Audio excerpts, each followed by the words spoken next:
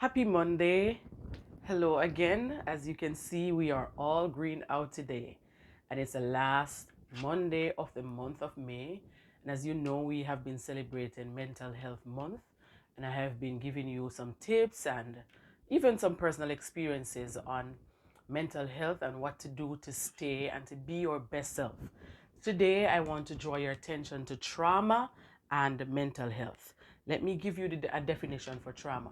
Trauma is an emotional response to a terrible event like an accident, rape, or natural disaster. Immediately after the event, shock and denial are typical. Longer term reactions include emotions, flashbacks, strained relationships, and even physical symptoms like headache or nausea. Ah, trauma. Trauma is so wide, and a lot of times I think most persons don't think that it's trauma. So it's any event, any emotional event that causes us to have an emotional response. And there are so many things coming to mind. And I also want to draw your attention to generational trauma. There are some things that happen even in our world, even right now, that when it happens, it stirs up all the trauma that has happened before we were even born from in our generation. We, as black people, we know all that happens in the media with black people. That's generational trauma. It brings up so much hurt and pain and that feeling that has been affecting our generation for the longest time. A thing like what we like to call church hurt. The term is somewhat, because we don't say work hurt or we don't say home hurt, but we like to attach church to it when we say church hurt. And that's a whole different topic because what happened is that it's our expectation. Most of the times we are expecting that this is our family space, and we're expecting because it's Christ like that it should not be traumatic, but it can be anywhere. Tragedy do strike, and things do happen that cause people to have uh, emotional hurt for a very, very long time. Uh, what we want to do, we want to identify, or we look at triggers last week. What are some of the things that are triggering us? And that's how we know that we have not healed from the trauma. So, mental health and trauma, so the event that happened that would have caused you to be emotionally hurt.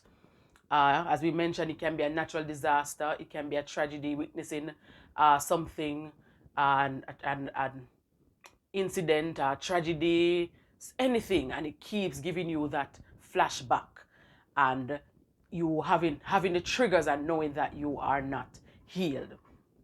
I've shared my personal story all of this month and let you know how much uh, I realize that I have been having emotional triggers. And now that I'm looking at trauma, I can also share with you that I've had some events that were traumatic that I myself didn't know that it was traumatic, because when we look at trauma, we're looking like, oh, trauma is only a rape, or trauma.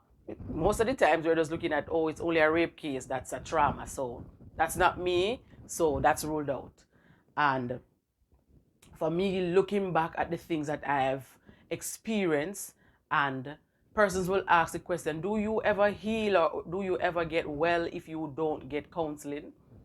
Time, they say, time heal all wound, but most of the times we do suppress what we're going through. So we suppress, and we never really get to, we talk about it maybe with our families and friends, but we really don't get to go through the process of healing and going through the event so that we can know exactly what happened and take ourselves to that stage. So it's real, and we can identify some of the things that causes the us to feel triggered, and us to still have a flashback of the event. So I trust that this is highlighting and enlightening today for you. See, identify. I think the first stage in healing, of becoming well, is acknowledgement. So, acknowledging the traumatic incidents that you have been through, that you have gone through, that you have experienced, that deep down on the inside is still affecting you. and we know some of the things are generational, that it keeps on happening. And what happens with these incidents is that sometimes we think we are healed, and then when something else happens, it stirs everything up again. As we know as Black people what we face and what's in the media, it's a continuous cycle of generational trauma. It's always happening, and when it happens, it stirs up all the hurt and the wound and the original trauma that has been happening for over the years. We look at disappointment and hurt, and we like to say mention, and I've had my own fair share of hurt and disappointment when I thought I would not have encountered. And yes, you talk about it, but then I realized that you never really, when something else happens similar to that, it stirs up that old wound. And that's why I'm on my healing journey. And as I mentioned last week, when you're on your healing journey, it sometimes you have to stay away from even the persons you love, because they will not know what's going to trigger you. And sometimes it seems bad, as we mentioned last week, that it's not so bad. Why are you behaving like this? Yesterday, I got a message. One of my aunt messaged me and shared something with me that was traumatic. And it stirs up that whole feeling of me even healing. And it has nothing to do with me, or I've not gone through that particular trauma or that particular emotional event or any at all. I think I had a close experience with that event, which I thought that was okay, it didn't happen, and I was okay over it. But then, as I said, I'm on that journey because I'm being triggered. So when you're on that healing journey, sometimes you have to kind of isolate, because it's the least thing that triggers you, and then it seems like you're always just losing it. Because that's the process with healing. Today you'll be okay, tomorrow you might feel strong and bubbly and all right, and tomorrow you feel like, where am I in this thing? Or do I really want to do this? So have yourself a blessed day, and bye-bye. Don't want to delay for work. Bye-bye. Take care.